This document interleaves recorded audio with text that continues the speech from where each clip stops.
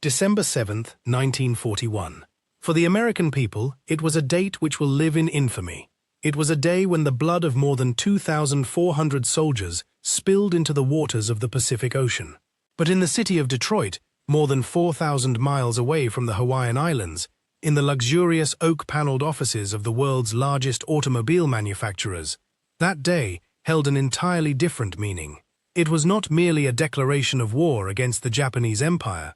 It was the exact starting point of the greatest economic contract in human history, a blood-soaked contract that would save the entire American capitalist system from the abyss of bankruptcy. It would systematically wipe out tens of thousands of small mechanical businesses across the nation, and it would transform industrial giants like General Motors, Ford, and Chrysler into invincible, super-powerful entities that no government could ever truly control. History books and popular media often praise America during World War II as the great arsenal of democracy. They paint a glorious picture of selfless patriotism, producing tens of thousands of tanks and heavy bombers to rescue the free world from the Axis powers. But if you open the classified files of the Truman Committee's National Defense Investigations and look closely at the wartime tax structures and asset acquisition clauses, you will uncover a completely different and far colder reality. The American corporate titans did not sacrifice for patriotism, as they proclaimed in the daily newspapers. They sold weapons at exorbitant prices. They forced the federal government to concede supreme tax privileges. They weaponized the massive influx of taxpayer capital to build a permanent monopoly. And from there, they established an underlying infrastructure to manipulate the entire post-war global order.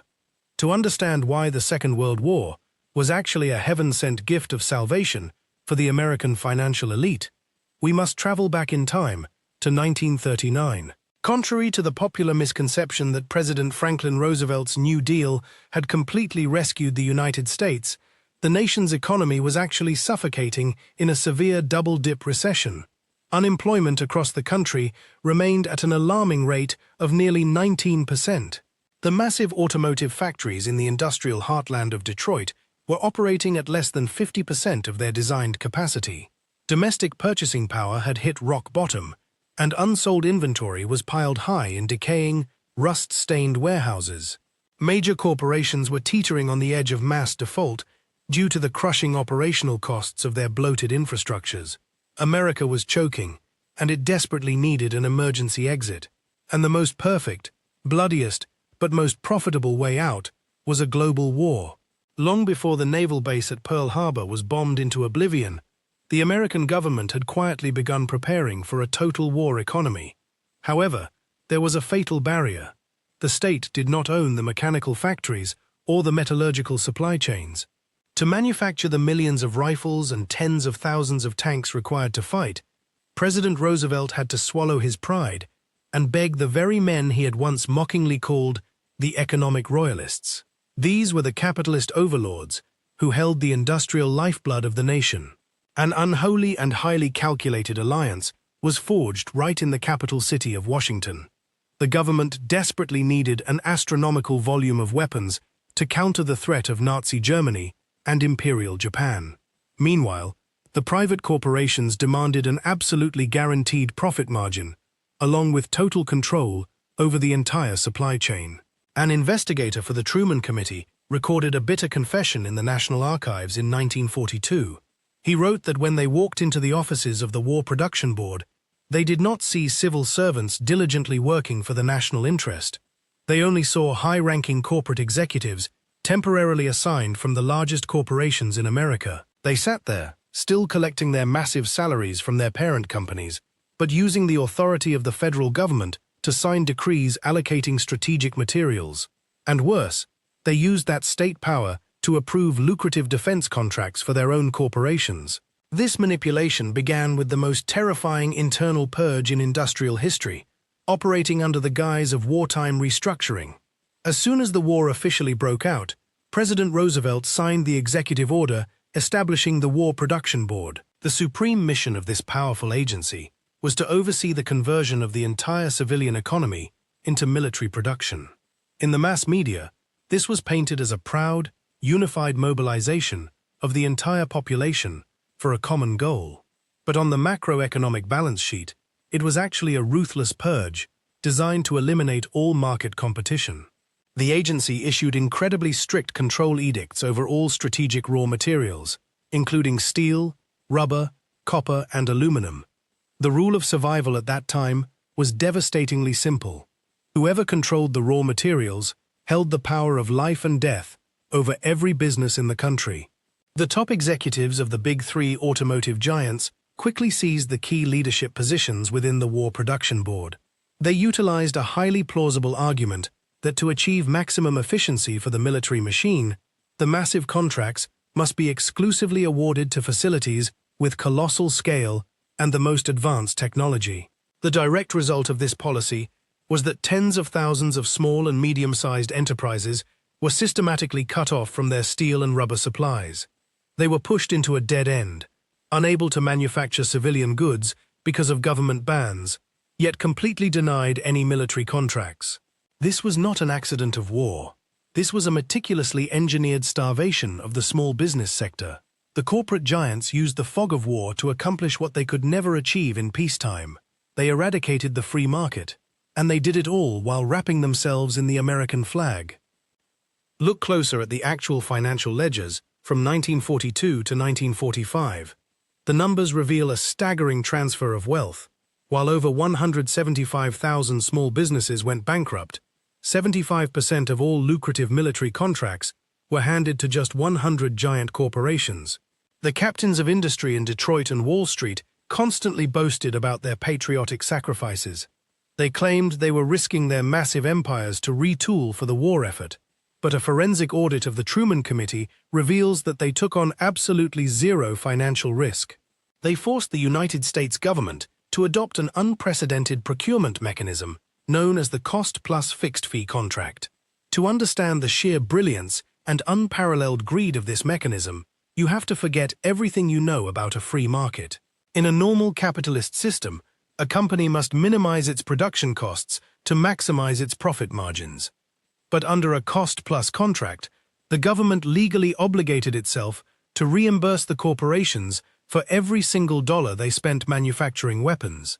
On top of that total cost, the state guaranteed them a fixed percentage of profit. What did this mean in practice? It meant that the more money a corporation wasted, and the more bloated their production costs became, the higher their net profit would be. There was zero incentive for efficiency. It was not a defense strategy. It was a legally sanctioned license to bleed the national treasury dry. But their demands did not stop at guaranteed profits. The corporate overlords presented a final, non-negotiable ultimatum to the government. They flatly refused to use their own shareholders' capital to build or expand the new factories required for the war. Faced with a national emergency, the government had no choice but to create the Defense Plant Corporation. This federal agency took billions of dollars directly from the pockets of working-class taxpayers. They used that public money to build the most advanced, massive, and highly automated industrial complexes the world had ever seen, like Ford's legendary Willow Run bomber plant. Once these state-of-the-art facilities were fully equipped with government funds, they were leased back to giants like Ford and General Motors for a nominal fee of exactly $1 a year. And the ultimate punchline?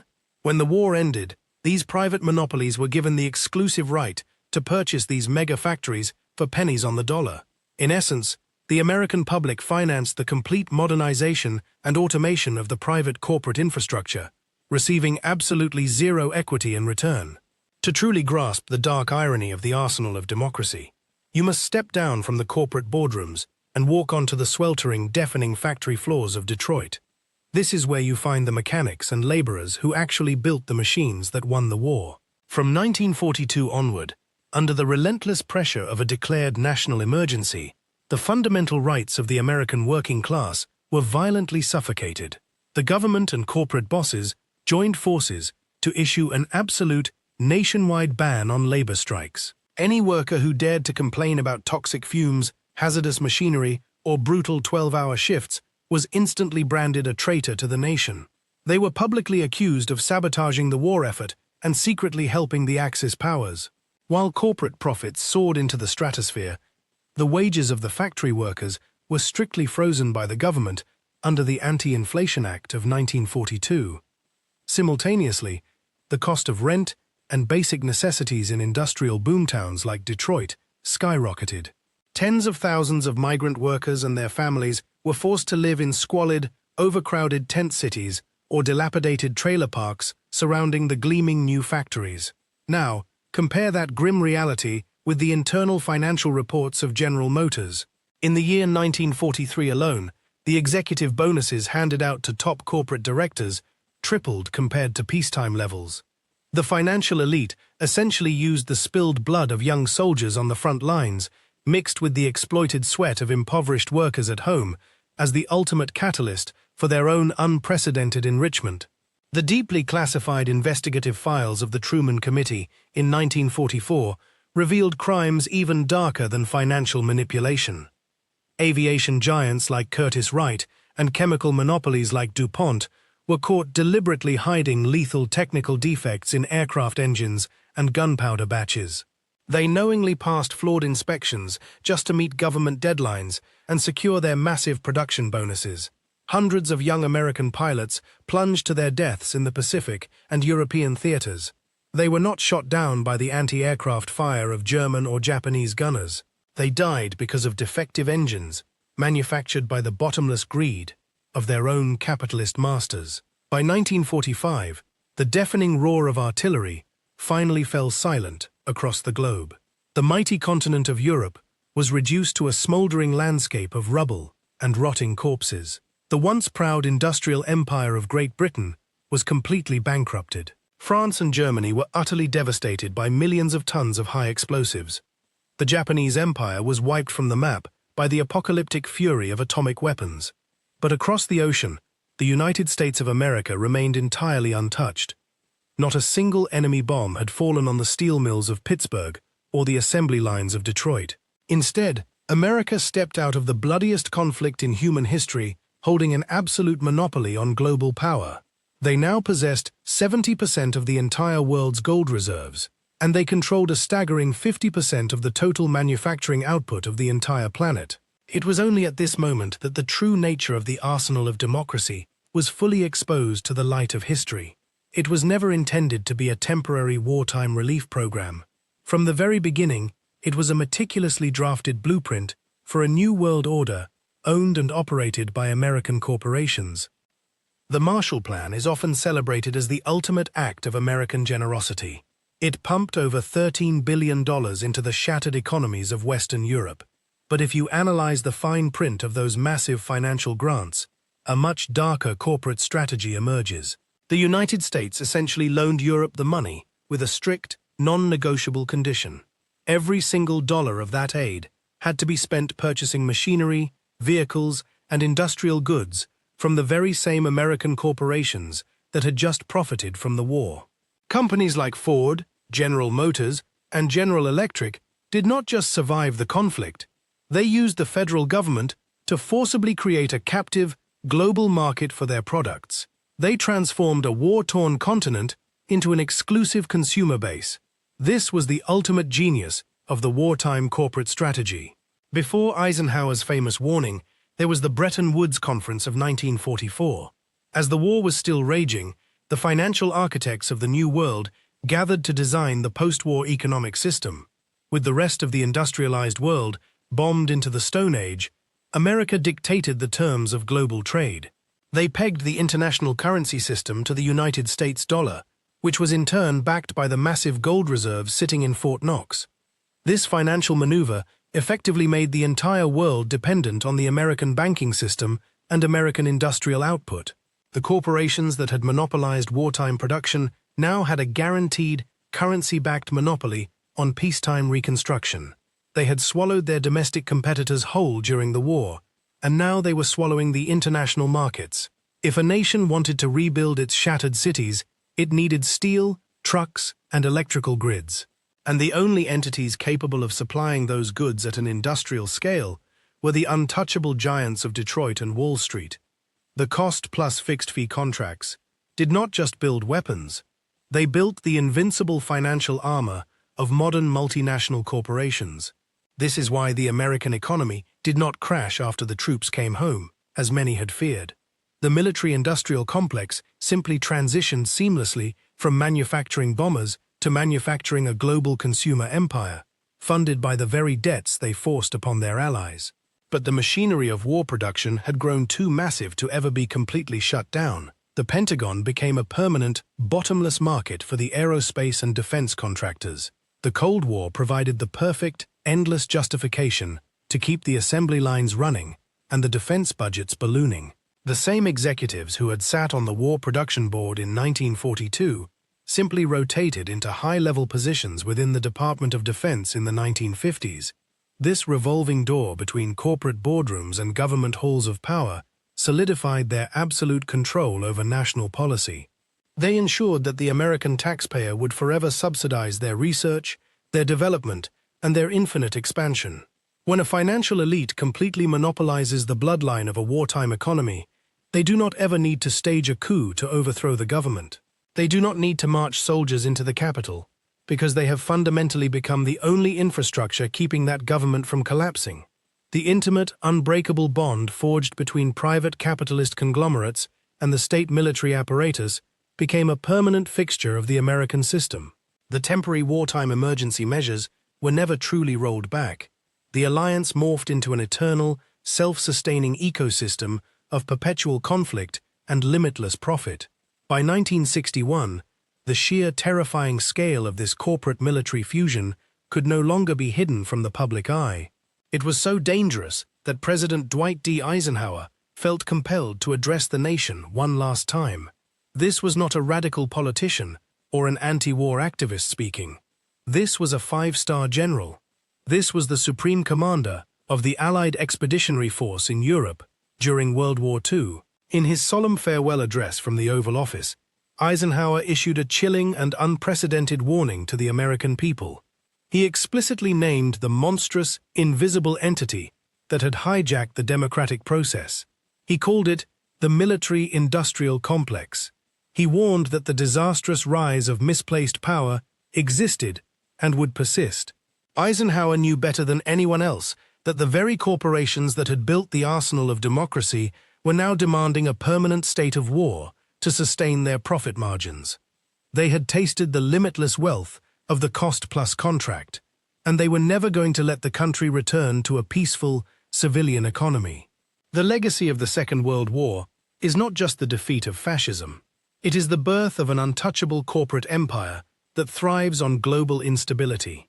The next time you see footage of massive American tanks rolling triumphantly across a distant battlefield, or the next time you hear a politician delivering a soaring speech about defending freedom and democracy across the globe, remember the cold, unforgiving mathematics of 1941.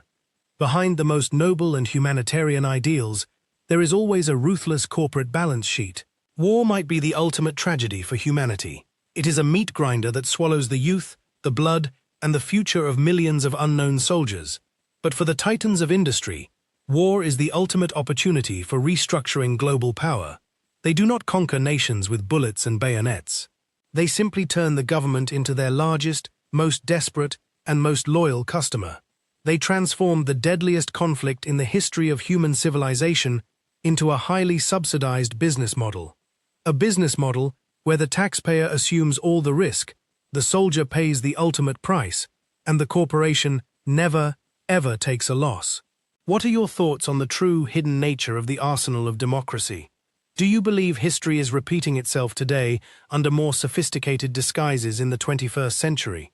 Let us know your perspective in the comments section below so we can dig even deeper into this historical forensic audit. Thank you for joining WW2 Chronicles to expose the most ruthless and hidden corners of military history. Do not forget to hit the subscribe button and turn on the notification bell so you never miss our next classified declassification. Until next time, stay vigilant and question the official narrative.